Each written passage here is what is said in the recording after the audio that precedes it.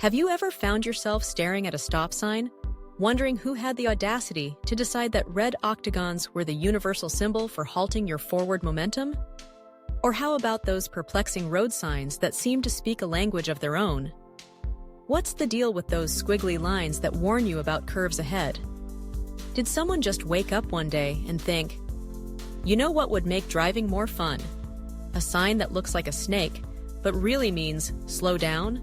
Let's take a wild ride through the history of traffic signs, where every twist and turn reveals just how we went from ancient road markers to the complex symphony of symbols we see today.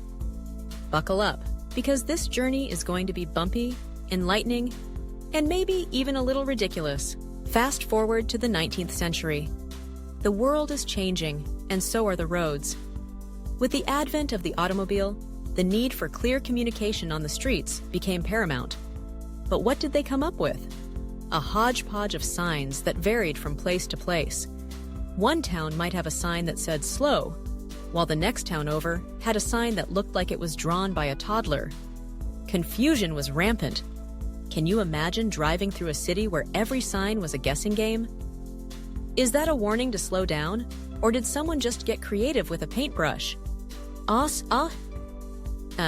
Picture this: the ancient Roman Empire, where roads were paved with stones and chariots were the original vehicles. Can you imagine the chaos? Horses galloping, charioteers shouting, and no signs to guide them. It was like a race without rules, a gladiatorial contest on wheels. The Romans, in their infinite wisdom, decided that something had to be done. Enter the milestone, those large stone markers that told travelers how far they were from the nearest city. They didn't have flashy colors or quirky shapes, but they got the job done. Hey you! You're 10 miles from Rome! Keep going! In 1909, the first traffic sign was standardized in the United States.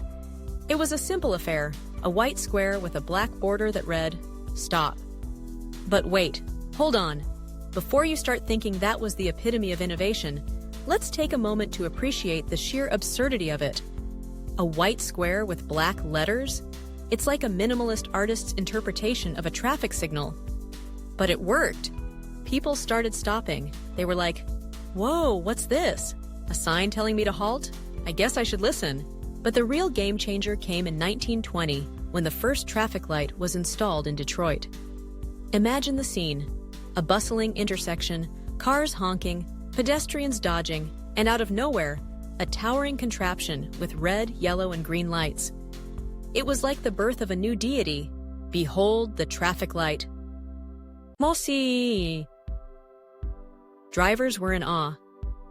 What sorcery is this? A sign that can change colors? It's like magic. With the introduction of traffic lights, the world began to see the importance of color coding.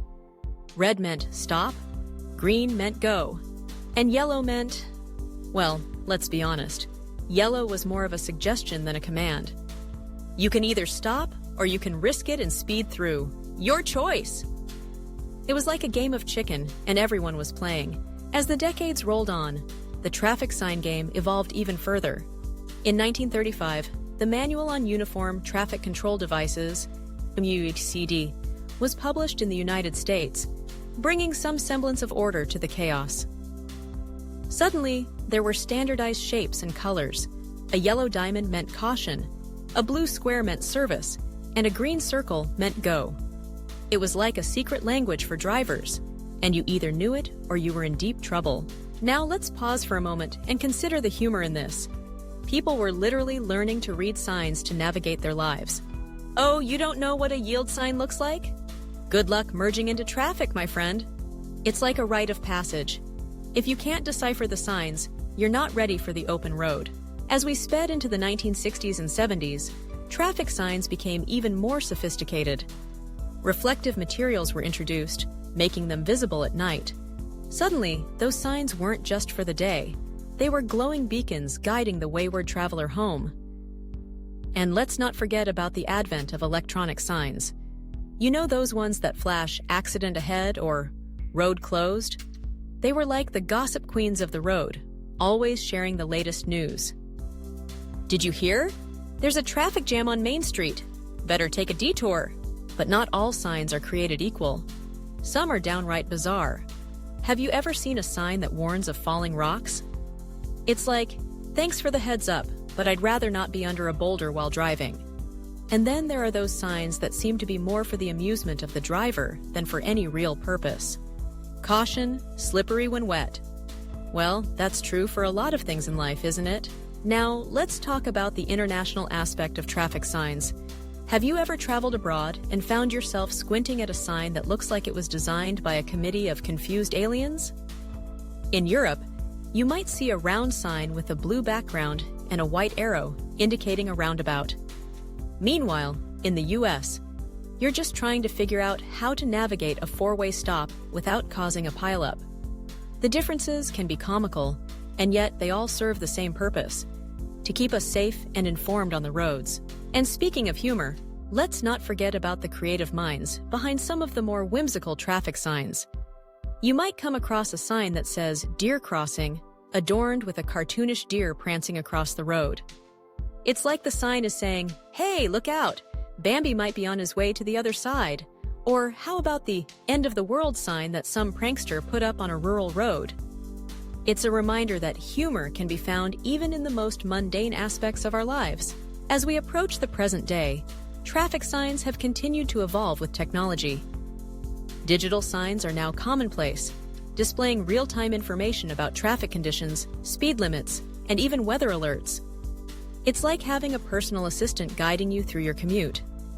Turn left in 500 feet, and by the way, there's a donut shop on your right that you should definitely check out. But let's not forget the future. With the rise of autonomous vehicles, the role of traffic signs may change dramatically. Will we still need them, or will our cars communicate directly with each other, leaving the signs obsolete? It's a fascinating thought. Imagine a world where you don't have to worry about deciphering signs. Your car just knows where to go. "Hey Siri, take me to the nearest coffee shop." "Sure thing. I'll avoid the potholes and the traffic jams for you." So, what have we learned on this wild journey through the history of traffic signs? We've seen how they evolved from simple markers to complex symbols that govern our roads. We've laughed at the absurdity of some signs and marveled at the creativity behind others. We've recognized the importance of communication in keeping us safe and informed. Next time you're driving and you see a sign, take a moment to appreciate the history behind it. Think about the countless hours of debate, design, and standardization that went into creating that little piece of metal or plastic. And remember, whether it's a stop sign, a yield sign, or a warning about falling rocks, these signs are more than just instructions.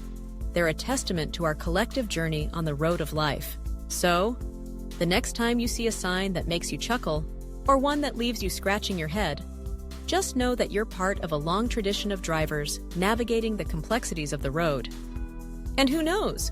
Maybe one day you'll be the one designing the next great traffic sign. Just remember to keep it simple, and for the love of all that is good, make sure it's not a squiggly line.